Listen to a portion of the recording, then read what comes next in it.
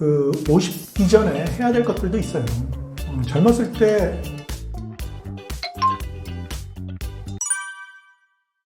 장기 투자를 어떤 분들은 뭐 5년이다, 10년이다 이렇게 특정 지어서 얘기를 하는데요.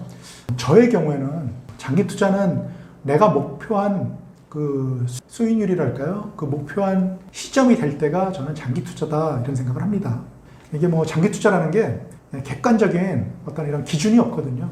사람마다 다 얘기가 다른 건데 저는 손실을 보고는 잘 이렇게 돈을 회수하지 않는 편이에요. 투자를 했을 때. 그리고 또 저는 자산마다 기대 수익률이 다 다르잖아요. 근데 어느 정도 기대 수익률을 이렇게 정해놓고요.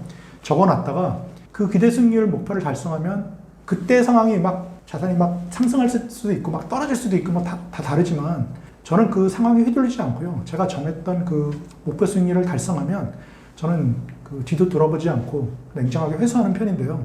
그래서 저는 내가 목표를 달성했을 그 기간이 장기 투자다, 이게 장기다 이런 생각을 합니다. 그래서 장기는요, 장기 투자에서 장기는요, 저한테는 어떤 경우에는 뭐 한 달 만에 달성할 수도 있지 않겠어요? 어떤 경우에는 그게 10년이 걸릴 수도 있겠죠. 그래서 저는 그게 제 목표를 달성했을 그 기간이 저한테는 장기 투자라고 생각을 합니다. 사람마다 마음이 편한 투자 전략은 차이가 있습니다. 50이 되면은 큰 기대 수익률을 기대하기 좀 어렵다.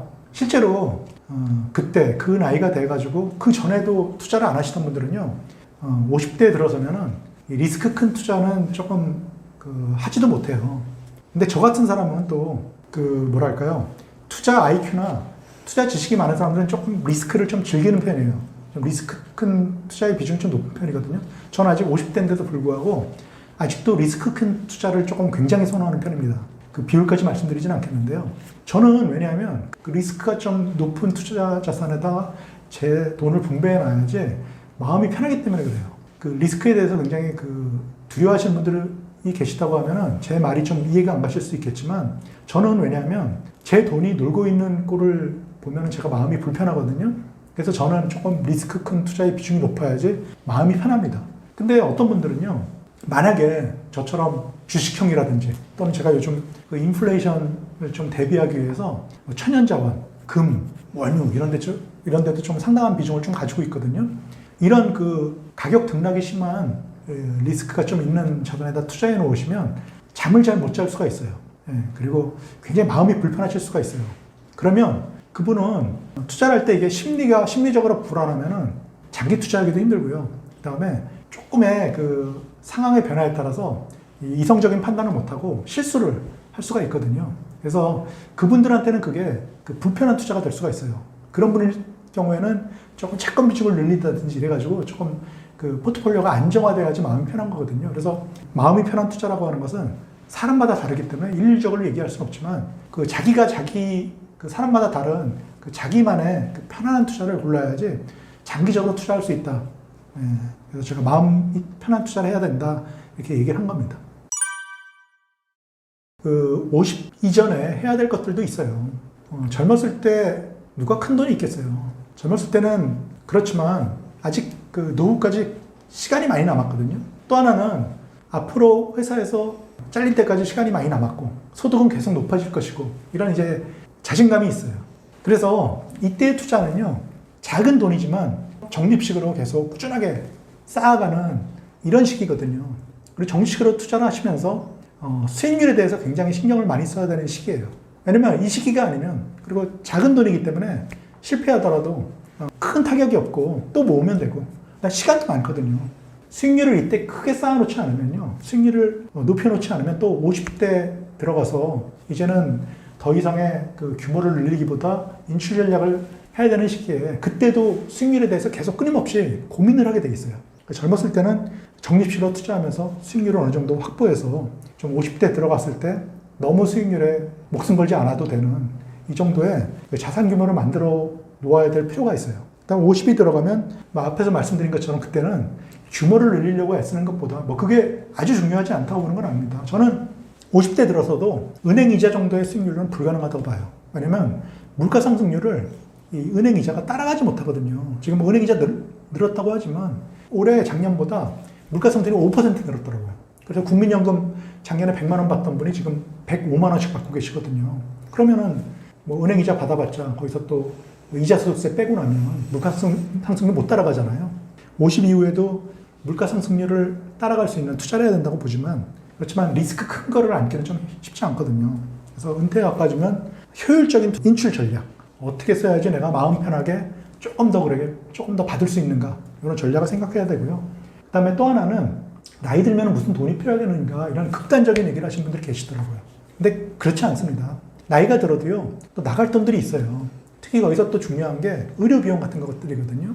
그 의료 비용이 지금 현재는 한국의 건강보험 체계가 굉장히 많은 기여를 하고 있기 때문에 병원에 가도 돈은 별로 안 드는 것이다, 이런 착각을 하시는데, 이것도 사실은 달라질 가능성이 있어요. 지금 국민연금도 그렇고, 국민연금보다 제가 볼 때 조금 더 심각한 게 어떻게 보면 건강보험 이 체계거든요.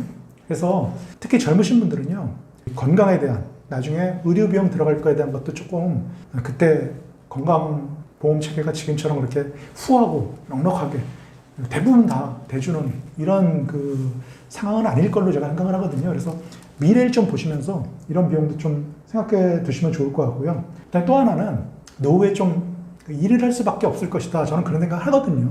우리보다 좀 앞서 있는, 좀 먼저 간 거죠. 일본 같은 나라를 보시면은 노인들이 퇴직하시고, 제가 얼마 전에 일본 사례를 조사하다 깜짝 놀랐는데, 95세, 100세 되신 분이 아직도 일을 하시더라고요. 그래서 제가 그걸 보고 굉장히 깜짝 놀랐는데, 일본이 그렇게 될 수밖에 없던 상황이, 일본이 예전에는요, 우리보다 훨씬 더 좋았어요.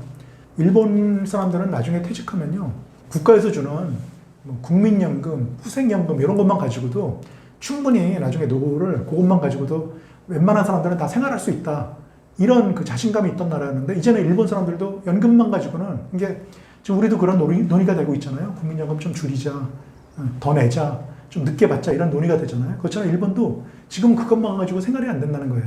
그래서 노인들이 일을 하기 시작했고, 그 일에 대한 수입이 그렇게 크진 않지만 그래도 연금에다가 그 정도 생활비를 근로소득을 통해서 또는 사업소득을 통해서 조금만 보충하면 그래도 노후 생활을 할 수 있다. 첫 번째는 이제 고령자가 일하는 이유는 그거고요. 두 번째는 일의 가치는 굉장히 많습니다. 제가 아까 일본 사례 연구했다고 그랬잖아요. 거기서 그런 얘기를 하더라고요. 일을 한 사람과 똑같이 퇴직하신 분인데, 한 분은 퇴직하시고도 뭔가 일을 하셨고, 한 분은 퇴직하시고 그냥 집에서 쉬셨는데, 나중에 보니까 이 일을 하신 분은 훨씬 더 10살 이상 더 젊어 보인다는 거예요. 이런 것들. 건강에 있어서도 꾸준하게 정기적으로 어떤 일을 하시는 분은 훨씬 더 건강할 수 있다는 것. 또 하나는 사람이 일을 안 하면은 사회적으로 내가 무용하다, 쓸모없는 사람이 됐다, 이런 심리적인 위축을 받게 되거든요. 근데 일을 할 때 그런 위축에서 벗어날 수 있고 심리가 굉장히 건강해진다, 그런 얘기를 하거든요. 일을 하면 여러 가지가 해결될 수 있어요. 노후소득도 어느 정도 보충할 수 있고, 건강도 훨씬 더 좋고, 그다음에 사회적 기여도 할 수 있다. 저는 그래서 모르겠습니다. 이게 아주 식상한, 다 알고 계신 얘기일지 모르겠지만, 이 알고 있는 얘기를 실천하는 게 중요하거든요. 저는 이런 모습이 가장 좋은 노후에 우리의 일반적인 사람들의 모습이 아닐까, 이런 생각을 합니다. 저희 트러스턴 자산운용에도 공식 유튜브 채널이 있습니다. 트러스턴 TV라고 하는 채널인데요. 여기 들어오시면은 저희들이 일주일에 한 편 정도 노후와 그다음에 자산 관리에 대한, 그리고 투자에 대한 이야기를 여러 명사분들과 그다음에 전문가분들을 모셔다가 방송을 녹화해서 올리고 있고요. 여기 들어오시면 제가 오늘 했던 얘기와 더불어서 많은 도움이 되실 만한 컨텐츠를 보실 수 있고요.